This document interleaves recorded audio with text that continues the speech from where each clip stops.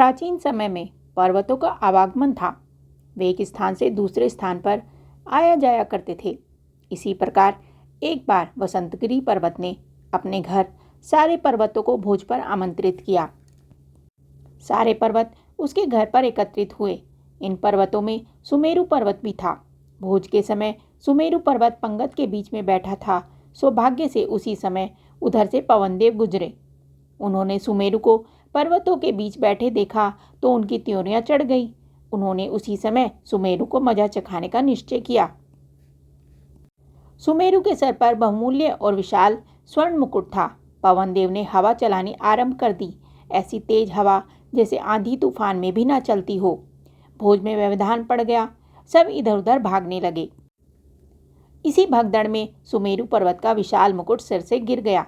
पवन इसी मौके की ताक में था। वह मुकुट लेकर दक्षिण दिशा की ओर भागा।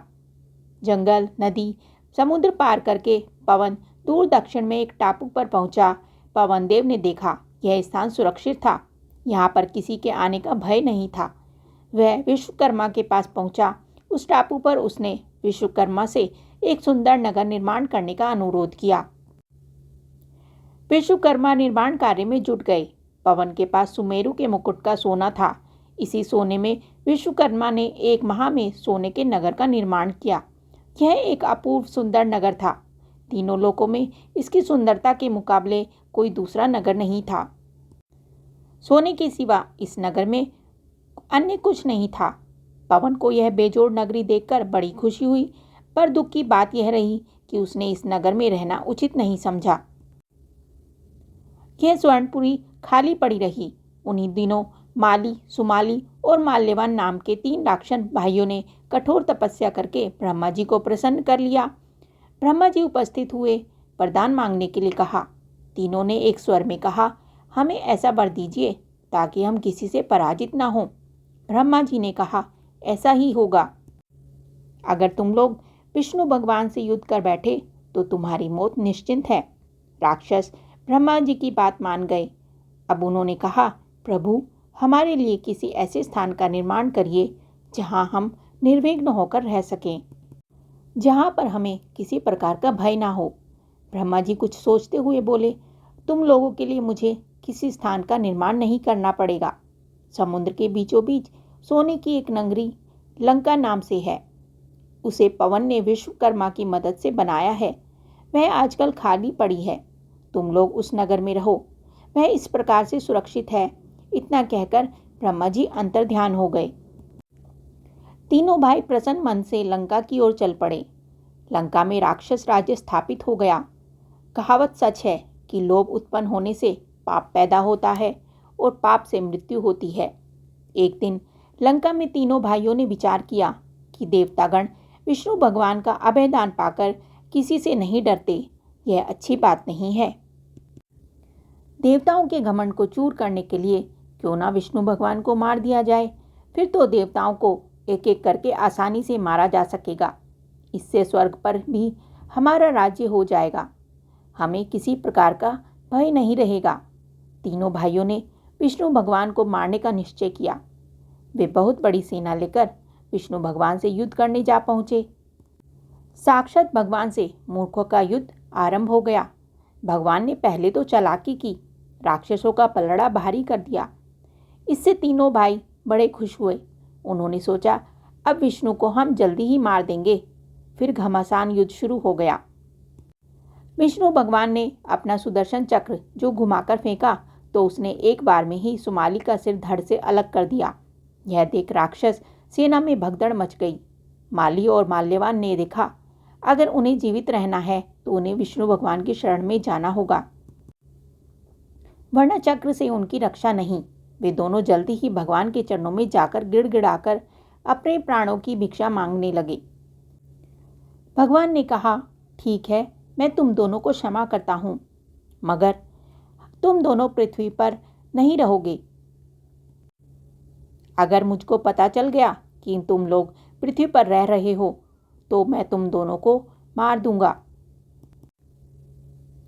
विष्णु भगवान का आदेश पाकर राक्षस राज, माली और माल्यवान वहां से भागे।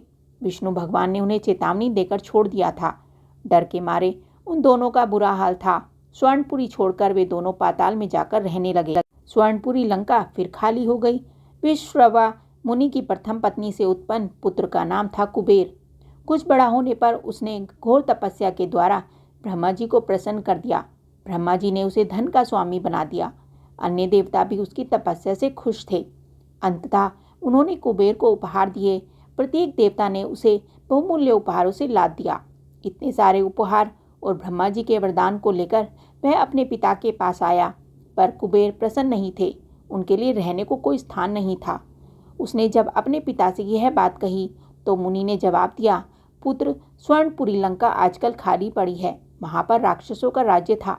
राक्षस विष्णु भगवान के डर से पाताल भाग गए। तुम वहां जाकर रहो, वह स्थान अच्छा और सुरक्षित है। कुबेर ने वहां जाकर रहना आरंभ कर दिया। लंका फिर से आबाद होने लगी। दिन गुजरते रहे। एक दिन रावण को उसके नाना माल्यवान ने पाताल से आकर कहा, पुत्र, अब समय आ गया है कि तुम अपने राज्य को फिर से प्राप्त करो। मेरा अर्थ लंका से है। वहां पर कुबेर का शासन है। वह राज्य हमारा ही है।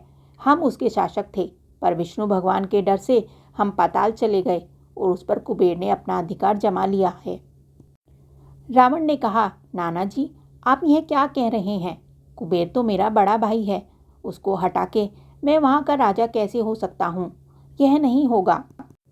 माल्यवन मुस्कुराया, फिर बोला, संसार में कौन ऐसा है जो भाई के सुख से सुखी हुआ हो? नाग का भाई गरुड़ है, पर वह नाग का जानी दुश्मन है। नाग को देखते ही वह खा जाता है। वह जो अमरावती का इंद्र है, वह भी अपने भाई को मारकर वहां का राजा होकर सुख भोग रहा है। और बहुत से ऐसे उदाहरण हैं। यहाँ आश्रम में रहकर कष्ट में जीवन व्यतीत करने से क्या फायदा? अपनी चीज है तो उसका उपयोग क्यों नहीं किया जाए? माल्यवान पाताल चला गया। रावण के दिमाग में बात घूमने लगी। नाना जी ठीक ही कह रहे हैं, उसे लंका का अधिकारी होना चाहिए। उसने तुरंत एक दूत को लंका रवाना करके अपनी बात कहलवा भेजी। कुबेर उसके प्रस्ताव को सुनकर डर गया। वह भागा भागा अपने पिता के पास आया। सारी बात सुनने के पश्चात मुनि बोले, बेटा, झगड़ा करने से कोई फायदा नहीं। रावण हठी और दुर्बुद्धि स्वभाव का लड़का है। एक बार उसके दिमाग में कोई बात घूम जाती है तो वो पूरा करके ही छोड़ता है। अच्छा यह होगा कि तुम लंका छोड़ दो, उसी में तुम्हारी भलाई है। कुबेर ने लंका छोड़ दी। रावण यह जानकर बड़ा प्रसन्न हुआ। लंका में फिर से राक्षस राज स्थापित हो गया। रावण, कुंभकर्ण और विभीषण सुखपूर्वक लंका में रहने लगे।